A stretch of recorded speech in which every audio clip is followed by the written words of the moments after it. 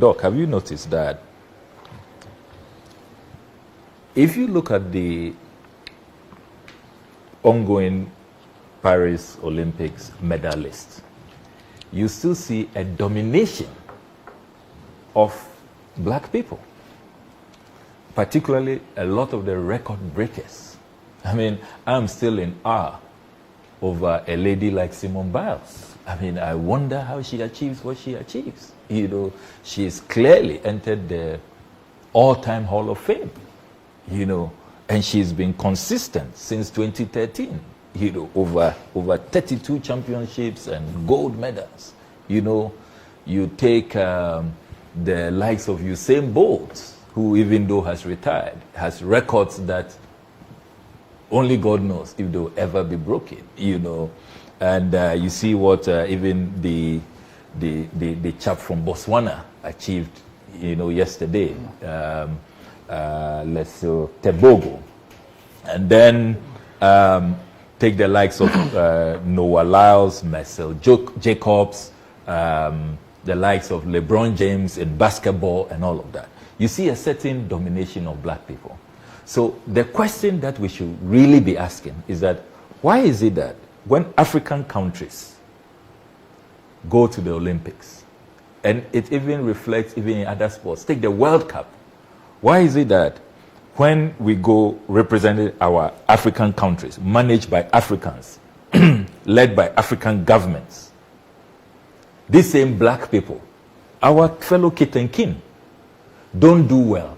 But when they are representing America, Canada, France, Spain, they do so well. The same black people. Your best example. Same black people. Your best example are these Olympics. Yeah. These are brilliant examples. Yes. Ought to be South Sudan. Yeah. Okay. Yeah. Now, you would realize that almost all the South Sudanese basketball players live outside South Sudan. Outside South Sudan. They were born outside South Sudan. Yes. They went as refugees. Yes. And with all the people that, all the persons that you're mentioning, and the countries that they represent, you will see how much is spent in the infrastructure. Yeah. How much is spent in their development. Yeah. Look, with the exception of, let's say, Kenya and Ethiopia, who have provided some facilities in those middle and long distance running. Yeah. And therefore, their athletes really do not need to. First of all, the climate is good for them, but they've also invested in some infrastructure in those areas, and therefore the athletes do not even need to. Even with them, you would see that other countries, European countries and countries like Qatar, are even naturalizing their citizens to compete for them. Yeah. So you see that the biggest problem with Africa, and especially our country Ghana, has to do with, one, the infrastructure. Yesterday, some people posted a video of Interco and Greater Accra. Yeah. You know where they compete? Greater Accra, you know where they compete? No. Ewak. Now, this is secondary school sport. If you expect people at secondary school, which is high school, to be competing on those tartan tracks and everything else at Ewak Stadium, why do you expect to have anything? So you would see that some of the guys who are even competing for us, they went through secondary school or uni, then they got a scholarship to go to some uni in the States, and then they end up competing there. Or they perhaps were born there, or they went out there early, and they opted to compete for us. Even in these games, you see Ghanaians competing for other countries in different disciplines. So what it tells us is that the talent is in abundance. It's in abundance. But what to hone that talent? Yes. So the right infrastructure is not there. It's not there. It's not there. It's really not there. It's not there. Anytime we talk about developing infrastructure for sports, even the little that we do is perhaps football. The little. Yeah. The concept we do is even for soccer. But in terms of the other sporting disciplines, really zero. So if you go to those other countries that, if you talk about Botswana today, you should see what they are putting in place in terms of infrastructure. But even that guy, he has, I think he's in the US or something. Yeah, the Botswana guy. But you should see the kind of infrastructure they put there. They are school sports and all those things in South Africa, in Southern Africa and all that. So we have a big, we see we want to reap where we have not sown. Yeah. We want to reap where we have not sown.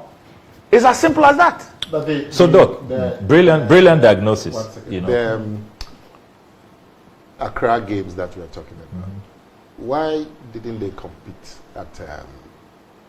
because we have some new facilities. The one that was used for the Africa Games. So that's ELWAC. This is where the Greater Accra and Tako is. Yeah, but why didn't they compete? The Legon It could even be for fees, for the cost of using the place. It could be cost. Yeah, sometimes the cost will even prevent you. If today schools and colleges say they want to use some of those facilities, the issue of cost and the maintenance, and probably government not willing to underwrite it, will also come to play. So this is where high school sport. Horrible. So in my mind, the more fundamental issue is how we transform. There was a video of a long jump during the tackle, and you can't help but laughing. But the point is that even with those kids today, how many of the secondary schools even have the space to even engage in any sporting discipline? And I went to I went to Accra Academy last year, and I was speaking with a sports master, and at that time he told me that he had not been able to even work with the Form 2s. As at, was it October last year, the speech day? He's not been able to. And so, also because of their timetable with the double track system. So they are unable to, back in our day, the sports masters had the opportunity of, let's say, Form 1 to upper. Or if it was SSS, Form 1 to 3. They could work with all of them. You could do your inter-houses. They select a school team is for all the entire cohorts, in the school and all that. With this one, they get to work with, let's say, Form 1s for some time. Then they go off. Then the Form 2s will come. And that's last year, he said that they have not had any sporting activity for the Form 2s. And the guys had 1 year to leave the secondary school. But when you were at Accra Academy, at the sports facilities that were there, have they been improved? No. So you see, the tracks, we use those, the markings on the grass, the football pitch, to do that. There's not been an improvement. But even at that time, the Kaneshi complex was in a better shape. And so they could even bus them to go there. We used the Accra Sports Stadium. Maybe at that time, ELWAC was good.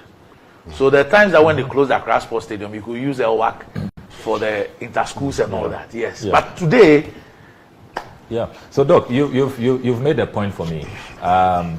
It is not that we don't have talent or we don't have natural sporting disciplines that come natural to Africans. I don't think that is the case. It is really about the bad leadership. The lack of leadership makes us unable to invest in sports, put in the right structures, the right infrastructure, and nurture talent, hone their skills.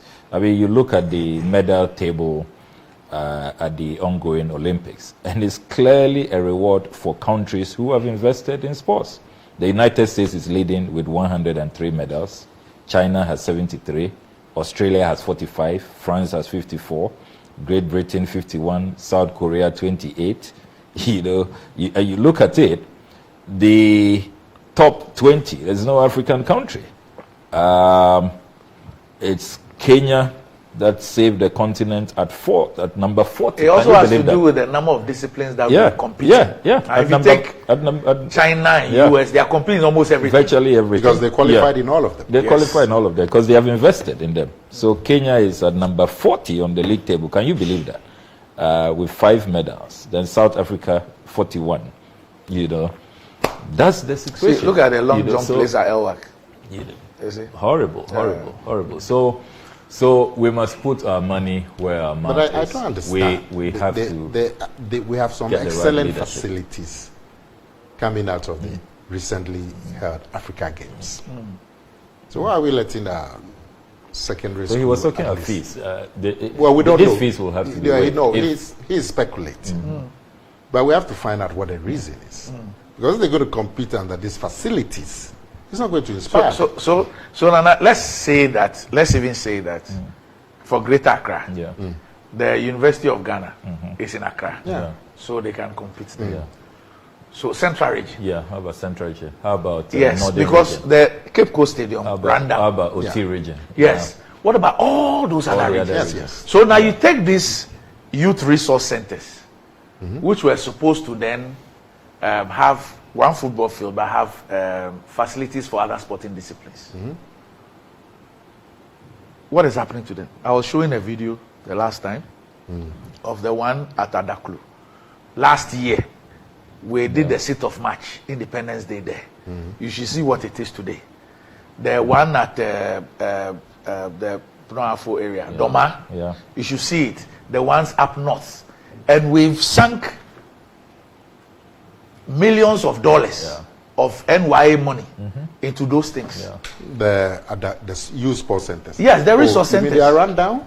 Oh, we've not even completed them. So this was just last year, 6 March, Ablakwa. Okay. Then you will see what it is today. Today. So it's maintenance. No, the contractor left the site. It was not done. This is what it is today. Yeah, they didn't finish. It's not finished. The contractor perhaps is old money, so he abandoned the site. So in just 1 year, we went to do 6 March.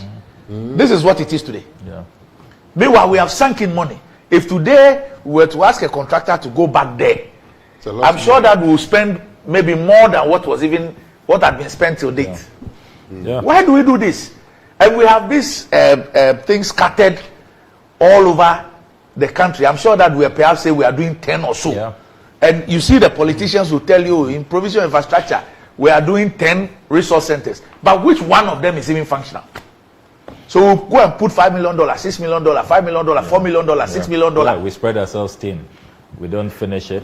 And the outcome is disastrous. So if we had this, at least every region had one. They could do their regionals and all those things there.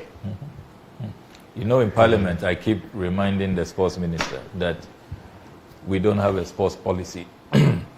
How long is it going to take us to put one together? And these are the results if you don't bring the right leadership to bear. If you look at the league table, it's depressing to note that the medal table, is depressing to know that Ghana is the last at 81 with 0, 0, 0, 0. Which one? The Olympics? The ongoing Olympics. So sad. Even Zambia has beaten us to it. Zambia has won bronze. Slovakia has beaten us. Peru. But you know, for the first time they introduced the refugee Olympic team. Those who are stateless, who they have beaten us on the league table, refugee Olympic team. Because you see, they have facilities. That is how sad. Because they have facilities. So that again demonstrates that talent is in abundance. Silver 0, bronze 0, total Randy, 0. Those of you in sports administration, we really what is the policy on them? Must wake up. Facilities and maintenance. You know, those policies are government policies. They are not associations in terms of infrastructure. Those are government policies. So if the editor of the Graphic Sports, Maurice Kwanzaa, he just sent me, he says, if we had been strategic in our investment in sports infrastructure, we would have used the multi-purpose stadiums being built in the regions to develop grassroots sports across the country. Sadly, we seem interested in building stadiums at huge cost without a strategy for its use to develop sports. Even for those youth resource centers commissioned in Koforidua and Ho, that has been used for Independence Day celebrations, and not even for one sporting event. See what has become of a SIPON today. Such wanton waste of state resources. So you see, we use Koforidua, we use Ho for non-sporting events. But in terms of sporting events, not a single one. So if we had even focused on three of these youth resource centers and had completed them, it may be the regions with 0. You zone the country. Rather than to decide that we want to do 10 or 9 and then get them to this state and get them abandoned. So the money has not been enough. Yes, why do you? So from the onset, what was the plan? What was the strategy? Is it because we are looking for procurement gigs or what? Yeah. Why would you do that? Yeah. And nobody will answer for this. Nobody will be held responsible for this. No. But you can bring it up to Parliament. Yeah, sure. We'll take it up.